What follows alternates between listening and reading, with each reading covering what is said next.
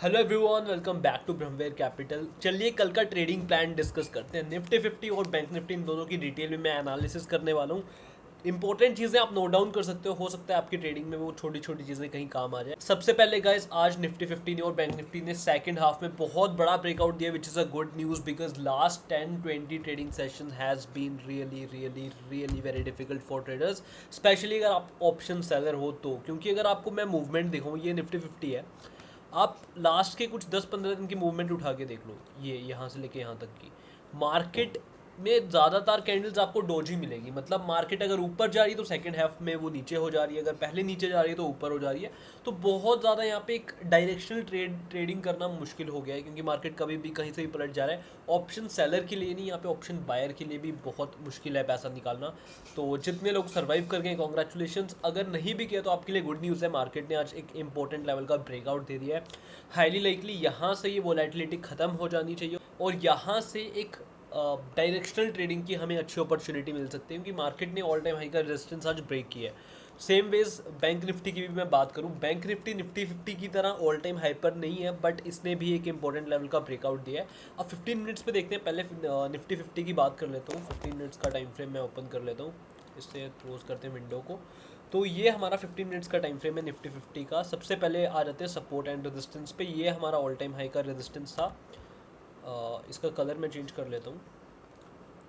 25,330 का level Nifty 50 ने आज इसका ब्रेकआउट दिया, सेम लेवल को टेस्ट किया है और यहीं पे क्लोजिंग दे दिया। अब बात करते हैं कि कल हो क्या सकता है। वैसे तो देखो, जितने लेवल का भी ब्रेकआउट होता है यहाँ पे हुआ, वो रिटेस्ट करते हैं उसके बाद ऊपर जाता है। तो अगर ऐसा होगा तो हमें कोई भी किसी तरह की प्रॉब्लम नहीं आनी चाहिए।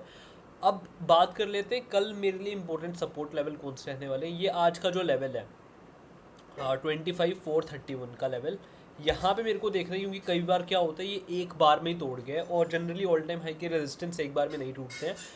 मार्केट हो सकता है ये फेक ब्रेकआउट देने के बाद यहाँ से अब नीचे आ जाए, दिस इज़ वन प्रोबेबिलिटी। या फिर ऐसा हो सकता है मार्केट यहाँ पे जाए, यहाँ से रिजेक्ट करने के बाद नीचे आ जाए 25,431 के लेवल से। That is another second possibility. एक थर्ड पॉसिबिलिटी है कि मार्केट इस लेवल के पास जाए, टाइम स्पेंड करे, अच्छे खासे बायर्स को एक्यूमुलेट करो और यहाँ पे इसका ब्रेकआउट दे दे। अगर मार्केट ये थर्ड वाला सिनेरियो कल मार्केट में बनाता है तो यहाँ पे मैं एग्रेसिवली बाइंग करूँगा। मैंने आपको बताया था गाइज, आज का दिन बहुत ही डिसाइसिव होने वाला है बैंक निफ्टी और निफ्टी 50 के लिए। कोई भी एक डायरेक्शनल कोई एक छोटा मूव में एक्सपेक्ट नहीं कर रहा था। कल मैंने एनालिसिस में बताया था, जिन्होंने नहीं देखी जाके ज़रूर चेक करना। मार्केट ने सेम वैसे ही किया, मार्केट में एक बड़ा मूव आज आया। वैसे ही कल के लिए भी मेरी कन्विक्शन है कि मार्केट में बड़ा मूव ही आना चाहिए। मार्केट ज़्यादा टाइम स्पेंड नहीं करेगा। अगर मार्केट टाइम स्पेंड करेगा तो वो पॉसिबली अपने इस लेवल के ऊपर ही करेगा, 25,330 के ऊपर।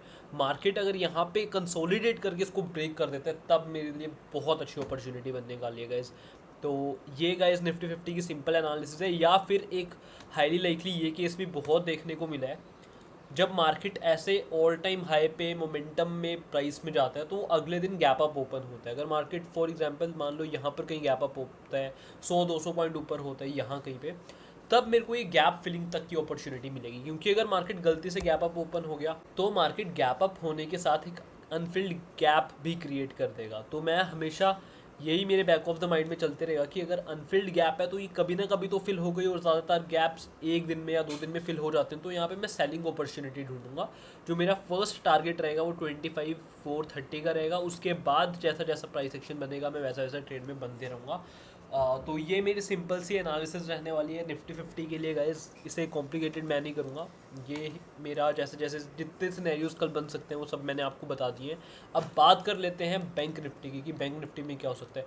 बैंक निफ्टी निफ्टी 50 की तरह स्ट्रॉन्ग नहीं है, वो ऑल टाइम हाई का ब्रेकआउट नहीं दिया उसने, बट डेफिनेटली एक इंपॉर्टेंट लेवल का ब्रेकआउट हुआ है आज। तो ये वो लेवल है 51,741 का। एक्चुअली ये पूरी रेंज थी, मैं इसको रेंज ही मार्क कर देता हूँ। ये पूरी एक रेंज थी, ठीक है। इसका ब्रेकआउट आज निफ्टी 50 ने दिया और सेम लेवल के आसपास ही क्लोजिंग भी दी है। सेम थिंग यहाँ से मेरे को एक बड़ा मूव एक्सपेक्टेड है, क्योंकि ये वाला हाई यहाँ से शार्प रिजेक्शन आई थी।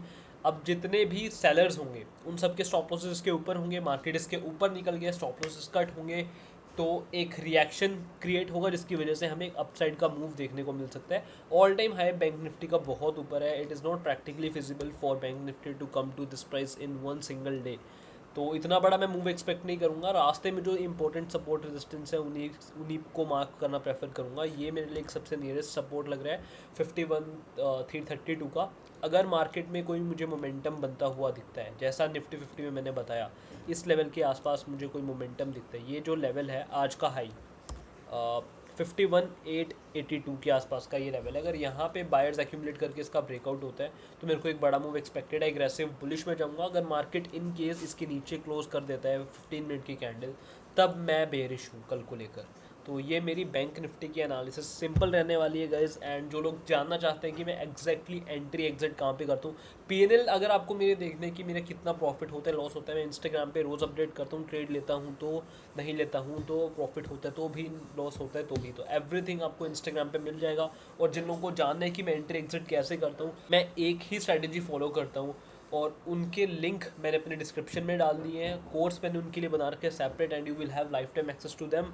You can watch my strategies as many times as you want. Thank you.